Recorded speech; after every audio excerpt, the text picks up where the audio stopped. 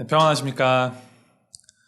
오늘도 하나님의 말씀을 통하여서 우리의 시선과 우리의 초점을 주님께 맞추고 주님을 더욱더 알아가고 주님을 닮아가는 시간 되기를 소망합니다. 하나님께서 오늘 우리에게 주신 말씀은 다니엘서 8장 1절부터 14절까지 말씀입니다. 다니엘서 8장 1절부터 14절까지 말씀 제가 읽어드리도록 하겠습니다. 나 다니엘에게 처음에 나타난 환상 후 벨사살 왕 제3년에 다시 한 환상이 나타나니라. 내가 환상을 보았는데 내가 그것을 볼 때에 내 몸은 엘람 지방 수산성에 있었고 내가 환상을 보기는 을레 강변에서이니라. 내가 눈을 들어 본즉 강가에 두 뿔 가진 순양이 섰는데 그 두 뿔이 다 길었으며 그중 한 뿔은 다른 뿔보다 길었고 그 긴 것은 나중에 난 것이더라. 내가 본즉 그 순양이 서쪽과 북쪽과 남쪽을 향하여 받으나 그것을 당할 짐승이 하나도 없고 그 손에서 구할 자가 없으므로 그것이 원하는 대로 행하고 강하여졌더라. 내가 생각할 때 한 순념소가 서쪽에서부터 와서 온 지면에 두루 다니되 땅에 닿지 아니하며 그 염소의 두 눈 사이에는 현저한 뿔이 있더라. 그것이 두 뿔 가진 순양 곧 내가 본 바 강가에 섰던 양에게로 나아가되 분노한 힘으로 그것에게로 달려가더니 내가 본즉 그것이 순양에게로 가까이 나아가서는 더욱 성내어 그 순양을 쳐서 그 두 뿔을 꺾으나 순양에게는 그것을 대적할 힘이 없으므로 그것이 순양을 땅에 엎드러뜨리고 짓밟았으나 순양을 그 손에서 벗어나게 할 자가 없었더라. 순념소가 스스로 심히 강대하여 가더니 강성할 때에 그 큰 뿔이 꺾이고 그 대신에 현저한 뿔 넷이 하늘 사방을 향하여 났더라. 그중 한 뿔에서 또 작은 뿔 하나가 나서 남쪽과 동쪽과 또 영화로운 땅을 향하여 심히 커지더니 그것이 하늘 군대에 미칠 만큼 커져서 그 군대와 별들 중에 며칠 땅에 떨어뜨리고 그것들을 짓밟고 또 스스로 높아져서 군대의 주제를 대적하며 그에게 매일 드리는 제사를 없애버렸고 그의 성소를 헐었으며 그의 악으로 말미암아 백성이 매일 드리는 제사가 넘긴 바 되었고 그것이 또 진리를 땅에 던지며 자의로 행하여 형통하였더라. 내가 들은즉 한 거룩한 이가 말하더니 다른 거룩한 이가 그 말하는 이에게 묻되 환상에 나타난 바 매일 드리는 제사와 망하게 하는 죄악에 대한 일과 성소와 백성이 내준 바 되며 짓밟힐 일이 어느 때까지 이를꼬 하매 그가 내게 이르되 2300 주야까지니 그때의 성소가 정결하게 되리라 하였느니라. 아멘. 다니엘서 8장은 다니엘의 두 번째 환상에 관한 말씀입니다.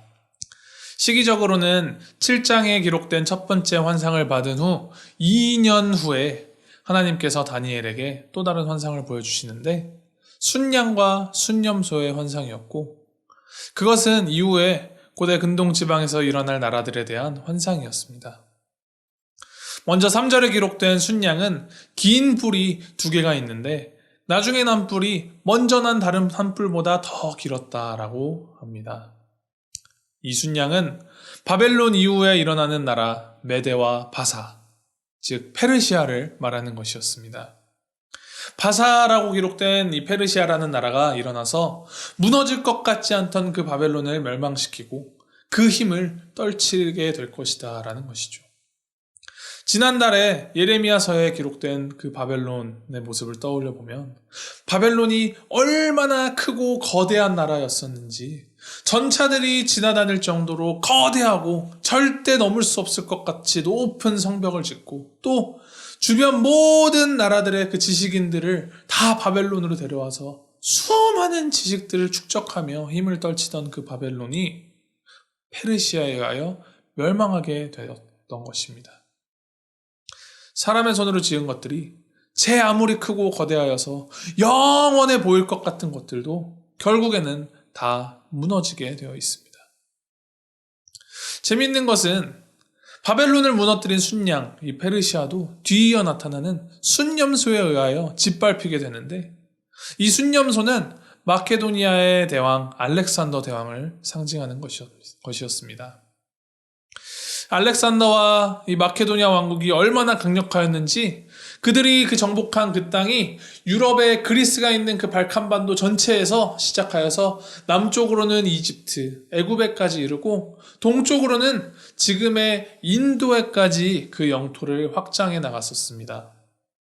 이 순념소, 그리스에 의하여서 페르시아가 멸망을 당하게 된다는 것이죠. 이스라엘에게는 이게 참으로 야속한 일이었을 것입니다.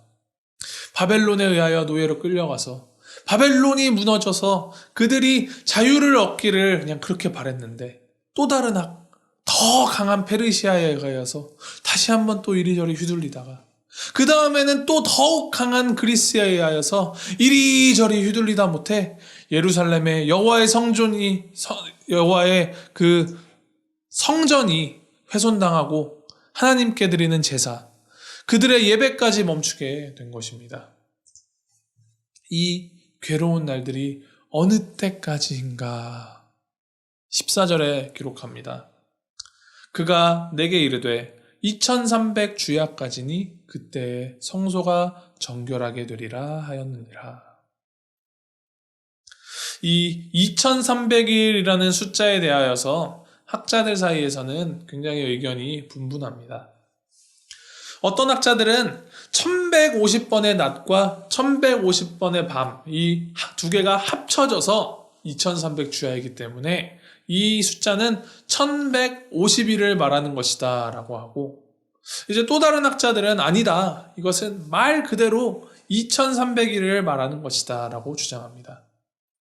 사실 1150일이 맞는지 2300일이 맞는지는 우리에게 그렇게 중요하지 않습니다.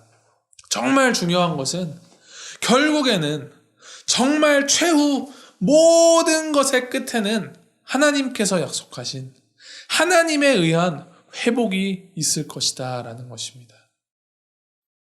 어려움을 겪을 때 우리는 하나님께 기도합니다. 이 어려움을 이겨나갈 수 있게 도와주세요 하며 매달리죠.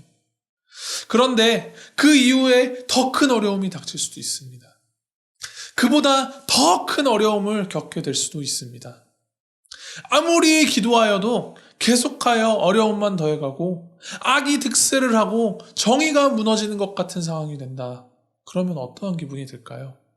아마도 하나님이 내 기도를 듣지 않으신다, 혹은 하나님은 없다라고 생각하게 될지도 모르겠습니다.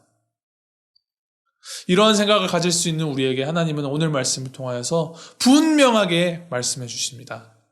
결국 이 모든 것의 끝에는, 이 모든 것 위에는 하나님이 계시다. 그리고 하나님은 이 모든 것을 이미 알고 계신다. 여기서 우리가 오해해서는 안 되는 것은 하나님이 악을 창조하셨다거나 우리에게 이러한 고통을 직접적으로 주시는 것이 아니라는 것입니다. 하나님의 뜻에 거슬러 자기 멋대로 죄를 행하는 그 사람들의 결과물로 태어난 이 악이 힘을 얻고 힘을 휘두르고 그 힘으로 의인들을 박해하고 짓누르는 그 상황 가운데에서도 여전히 하나님은 그 모든 것을 아시며 끝에는 그 모든 죄와 모든 악에 대한 심판을 행하시고 회복을 약속하시는 분이시다라는 겁니다. 그렇기 때문에 우리의 소망은 언제 어디에서나 모든 상황 속에서도 영원하시고 전능하신 우리 하나님에게 있어야만 합니다. 우리는 이 땅 가운데 살아가지만 이 땅에 속하지 않은 하나님에게 속한 사람들입니다. 그 사실을 기억하며 지금의 우리 상황 때문에 좌절하지 말고 이 가운데에서도 우리와 함께 하시고 우리의 모든 것을 아시고 우리를 이끌어 가시는 그 하나님을 붙들고 하나님만 바라보며 살아가는 우리 모두가 되기를 주님의 이름으로 소망합니다. 함께 기도하시겠습니다. 역사의 주관자이시고 우리 삶의 주관자이신 하나님 아버지, 우리의 그 모든 것이 하나님의 손에 있으며 우리가 바라보고 달려갈 곳 오직 우리 하나님이심을 고백합니다. 보잘것없는 우리의 삶까지도 돌아보시고 우리와 함께하여 주시는 그 하나님을 우리가 삶의 매 순간순간마다 기억하며 우리의 삶을 통하여서 주님의 그 놀라운 역사들이 이루어가도록 주님 인도하여 주시옵소서. 여전히 끝을 알 수 없는 이 어려움들, 하나님 이 가운데에서 고통받고 계신 분들이 많이 있습니다. 주님 위로하여 주시고 새 힘 주시고 주님의 손으로 잡아 일으켜 세워주셔서 우리가 눈을 들어 주님만 바라보며 우리의 평생을 살아가는 그 믿음의 사람들로 주님 우리 모두를 세워주시옵소서. 이 모든 말씀 우리를 위하여서 가장 낮은 곳으로 친히 내려오신 우리 주 예수 그리스도의 이름으로 기도하였습니다. 아멘.